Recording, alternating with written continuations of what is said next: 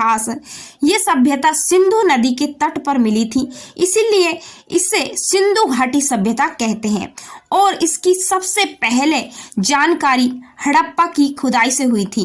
तो यानी सबसे पहले खुदाई कहाँ की गई थी? हड़प्पा में की गई थी, इसलिए इसे हड़प्पा सभ्यता भी कहते हैं। याद रखें फ्रेंड, सिंधु घाटी सभ्यता का विकास 2500 ईसा पूर्व से 1750 ईसा पूर्व तक माना जाता है। सिंधु घाटी सभ्यता विश्व की सबसे पहली शहरी सभ्यता थी। चार्ल्स मैसन ने सर्वप्रथम 1826 में इसकी जानकारी दी और 1921 में तत्कालीन भारतीय पुरातत्व सर्वेक्षण विभाग के महानिर्देशक सर जॉन मार्शल के समय राय बहादुर यानी दयाराम साहनी ने 1921 में क्या की थी? हड़प्पा सभ्यता की खोज की थी। यहाँ तक समझ में आया होगा। चलिए फ्रेंड्स आगे चलते हैं। इससे पहले ये इमेज देख लो कि ये कैसा जो शहर है वो कैसा था, सुनियोजित शहर था, सब तरह की सुविधा थी, पक्की ईंटों का घर। सिंधु सभ्यता का विस्तार है उत्तरी सीमा मांडा जम्मू से, दक्षिण सीमा के दमाबाद महाराष्ट्र से और पश्चिमी सीमा में बलूचिस्तान सुतकागडोर से, जो सुतकागडोर बलूचिस्तान और पूर्वी सीमा में जो आलमगीरपुर उत्तर प्रदेश तक इसकी क्या है? सिंधु सभ्यता का विस्तार है। ठीक है फ्रेंड्स, सिंधु सभ्यता का जो आकार है वो कैसा है? अगर पूछा जा सकता है फ्रेंड्स की एग्जाम में कि सिंधु सभ्यता का आकार कैसा है, तो आप बता सकते हैं कि त्रिभुजाकार है। कैसा है? त्रिभुजाकार। आगे देखेंगे फ्रेंड्स, सिंधु घाटी सभ्यता में सामाजिक जीवन कैसा था? तो सिंधु सभ्यता के समाज का जो स्वरूप था वो मातृ सत्तात्मक था, यानी मातृ सत्ता यानी माता को मानने वाला। और सिंधु सभ्यता का जो समाज था वो 4 वर्गों में बांटा हुआ था। फ्रेंड्स यहाँ पर विद्वान वर्ग, योद्धा वर्ग, व्यापारी एवं शिल्पी वर्ग और श्रमिक वर्ग थे।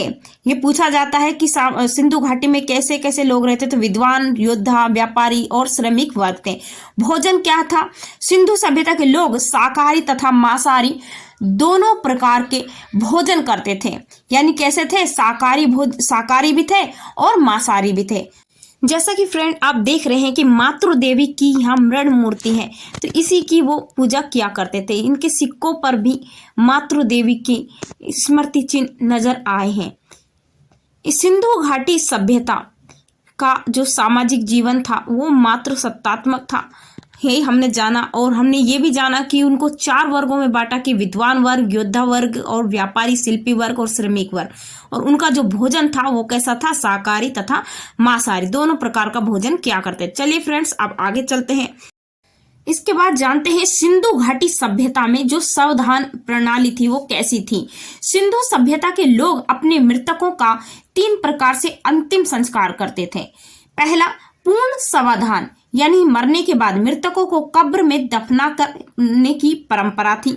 सेकंड परंपरा थी कि आंशिक समाधान यानी मृतक के शरीर को जंगल में रख दिया जाता था और पशु पक्षी उसके जो मांस को खा लेते थे, तो जो बचे कुछ अवशेष थे, हड्डियां थी, उनको दफनाया जाता था, जिसे कहते हैं आंशिक समाधान। इसके बाद तीसरा है दाह संस्कार यानी मृतक को जलाने की परंपरा थी, उसे दाह संस्कार कहा जाता था। इस तरह से सिंधु घाटी सभ्यता में समाधान की प्रणाली 3 थी। फ्रेंड्स याद रखेंगे कि पूर्ण समाधान, आंशिक समाधान और दाह संस्कार, इस तरह 3 प्रकार से उनका अंतिम संस्कार किया जाता था। आगे है नगर नियोजन। ये भी पढ़ते हैं कि सिंधु सभ्यता के नगर विश्व के प्राचीनतम सुनियोजित नगर थे। यानी हड़प्पा और मोहनजोदड़ो में मकानों के निर्माण में सामान्यतः पक्की ईंटों का प्रयोग मिलता है। सिंधु सभ्यता में जो मकान के दरवाजे होते थे वो कैसे होते थे? मुख्य सड़कों पर न खुलकर पीछे की ओर गलियों में खुलते थे। सिंधु सभ्यता में सर्वाधिक चौड़ी सड़कें मोहनजोदड़ो से प्राप्त हुई हैं, जिसकी चौड़ाई लगभग 10 मीटर थी। सामान्यतः मकानों में 4-5 कमरे बनाए जाते थे और मकान में आंगन होता था, रसोई होती थी और स्नानागार होता था, कुएं, कुछ बड़े घरों में शौचालय भी मिलते थे और ढकी हुई नालियां भी मिलती थी। यानी फ्रेंड्स सिंधु सभ्यता के जो नगर वो कैसा था? सुनियोजित नगर था। सब तरह की व्यवस्था थी, पक्की ईंटें थी, नालियां थी, सड़कें थी। इसके बाद फ्रेंड्स अब जानते हैं सिंधु सभ्यता के प्रमुख स्थल हड़प्पा 1921 में इसकी खुदाई दयाराम साहनी ने 1921 में की थी। किस नदी के तट पर की थी? तो रावी नदी के तट पर हड़प्पा सभ्यता की सबसे पहले खुदाई हुई थी। वर्तमान में ये स्थान पाकिस्तान में स्थित है और यहाँ से निम्नलिखित वस्तुएं मिली हैं। और कौन कौन सी वस्तु हैं? जैसे कि श्रमिक आवास है, श्रमिक आवास मिला है, अन्नागार, लकड़ी का एक ताबूत मिला है, RS-37 कब्रिस्तान मिला है। फ्रेंड्स, ये ऐसे वस्तुओं के नाम है जो कि आपके एग्जाम की दृष्टि से महत्वपूर्ण है, आ सकते हैं। RS-37 तो आ चुका है। कब्रिस्तान कहाँ पर है? तो ये हड़प्पा सभ्यता में मिला है। 1921 दयाराम साहनी ने किया था। तो इस तरीके से ये क्वेश्चन आ सकता है। तो फ्रेंड्स, आप याद रखेंगे। चलिए फ्रेंड्स, आगे चलते हैं और भी जानते हैं सिंधु सभ्यता के प्रमुख स्थलों और कौन कौन से हैं। आगे जानते हैं मोहनजोदड़ो। 1922 में मोहनजोदड़ो सभ्यता का उत्खनन 1922 ईस्वी में राखल दास बनर्जी ने किया। वर्तमान में ये सिंधु नदी के तट पर पाकिस्तान के सिंध प्रांत में लरकाना जिले में। मोहनजोदड़ो का अर्थ क्या होता है ये भी जान लेते हैं। मृतकों का टीला होता है। अगर एग्जाम में पूछा जाए कि मोहनजोदड़ो का अर्थ क्या है तो आप क्या लिखेंगे कि मृतकों का टीला है।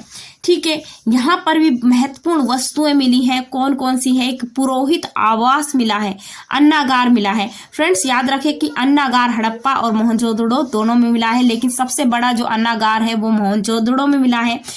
तीसरा है विशाल स्नानागार मिला है, घर में कुआं मिला है, आदि शिव की जो मूर्ति है, कांसे की बनी एक नर्तक की मूर्ति है, और सबसे चौड़ी सड़कें मोहनजोदड़ो से मिली हैं। यानी कहाँ पर है ये? तो मोहनजोदड़ो सभ्यता का उत्खनन यानी 1922 में राखल दास बनर्जी द्वारा की गई थी और यहाँ पर ये महत्वपूर्ण वस्तुएं मिली हैं।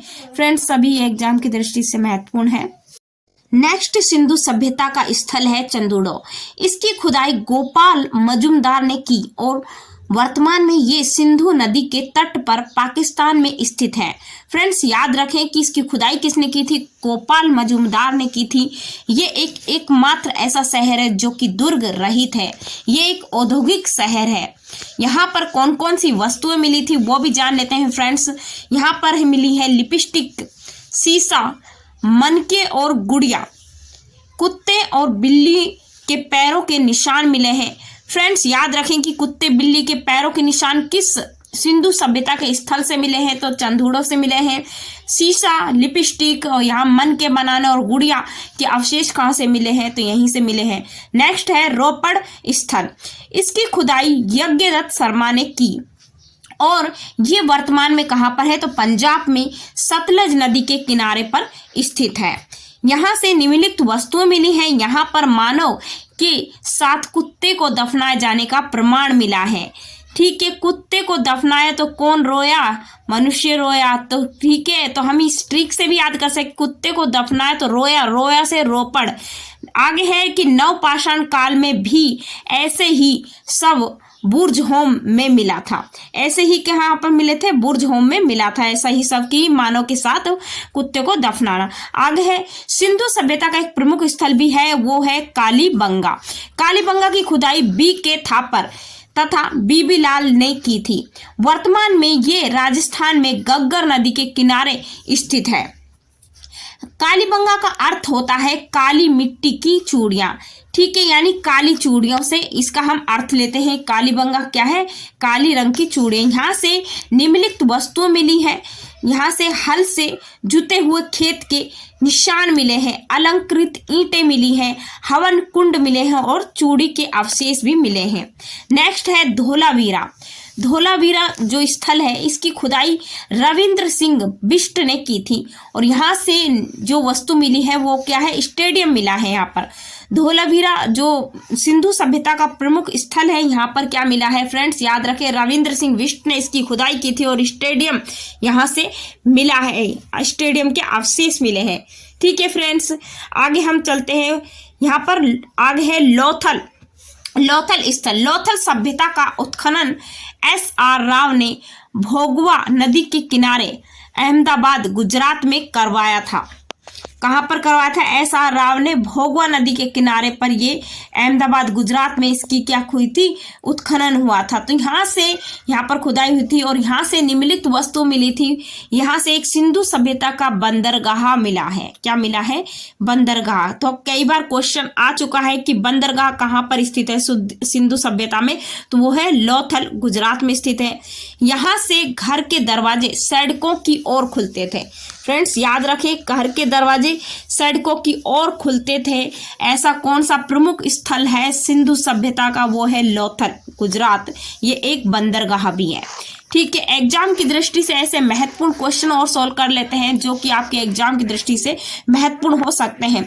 सिंधु सभ्यता को हड़प्पा सभ्यता, सिंधु सभ्यता, कांस्य युगीन सभ्यता भी कहा जाता है। सिंधु सभ्यता की जो लिपि थी, ये क्वेश्चन आ चुका है फ्रेंड्स, कैसी लिपि थी?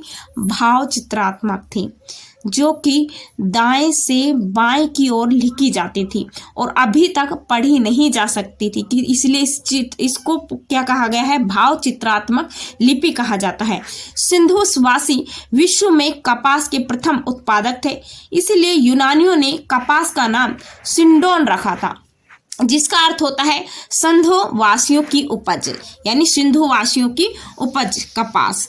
ठीक है, तो सिंधु घाटी सभ्यता के लोग कृषि भी करते थे, यानी कृषि के साथ और क्या करते थे? पशुपालन करते थे, परंतु उनका जो मुख्य व्यवसाय था वो था व्यापार, यानी कृषि, पशुपालन, व्यवसाय आदि ये क्या करते थे? कौन? सिंधु घाटी सभ्यता के लोग। जो सभ्यता के लोग क्या करते हैं? यहाँ पर एक माप तोल की, 16 के बटे में कुछ ऐसी यहाँ पर नाप तोल की से भी ये परिचित थे। जो भी यहाँ पर था, मतलब यहाँ जो सभ्यता थी वहाँ पर माप तोल से ये परिचित थे और 16 के उसमें ये माप लेते थे। ठीक है फ्रेंड्स, ये क्या है? महत्वपूर्ण ऐसे क्वेश्चन है जो कि आपकी रीट एग्जाम, शिक्षक भर्ती, पुलिस के एग्जाम में, राजस्थान पुलिस का में निकल सकती है, उसमें ये ऐसे क्वेश्चन पूछे जाते हैं। ये आपको दिख रहा होगा एक चित्र, ये लिपि है जो कि पढ़ी नहीं जा सकती, तो इस लिपि को क्या कहा जाता है? इसको कहते हैं सिंधु सभ्यता में पढ़ी नहीं जा सकती भाव चित्रात्मक लिपि। आगे एग्जाम की दृष्टि से और भी महत्वपूर्ण क्वेश्चन है, उन्हें और देख लेते हैं। सिंधु सभ्यता के लोग लोह से परिचित नहीं थे और हड़प्पा में आ सकता है कि किस चीज से परिचित नहीं थे सिंधु सभ्यता के लोग? तो लोह से परिचित नहीं थे, याद रखेंगे। हड़प्पा में मिट्टी के बर्तनों में सामान्यतः काले रंग का उपयोग होता था। आगे देखते हैं, हड़प्पा सभ्यता के मोहरों में बहुत से जानवरों के चित्र मिले हैं। वो शेर के चित्र से क्या थे? अपरिचित थे, यानी शेर का चित्र नहीं मिला है सिंधु सभ्यता में, याद रखें। हड़प्पा सभ्यता की मोहरों में सलखड़ी का इस्तेमाल मुख्य रूप से किया जाता है। फ्रेंड्स याद रखें, यहाँ पर लोह से क्या थे? वो परिचित नहीं थे और वहाँ पर जो लाल रंग का उपयोग किया जाता था बर्तनों में, और मोहरों में बहुत से जानवरों के चित्र थे लेकिन शेर का चित्र नहीं था। मोहरों पर सलखड़ी का इस्तेमाल किया जाता था। फ्रेंड्स इस तरीके से आपका सिंधु सभ्यता का जो इतिहास का जो ये वीडियो है कंप्लीट होता है। अगर आपको ये वीडियो अच्छा लगा तो वीडियो को लाइक करें, शेयर करें, चैनल को सब्सक्राइब करें।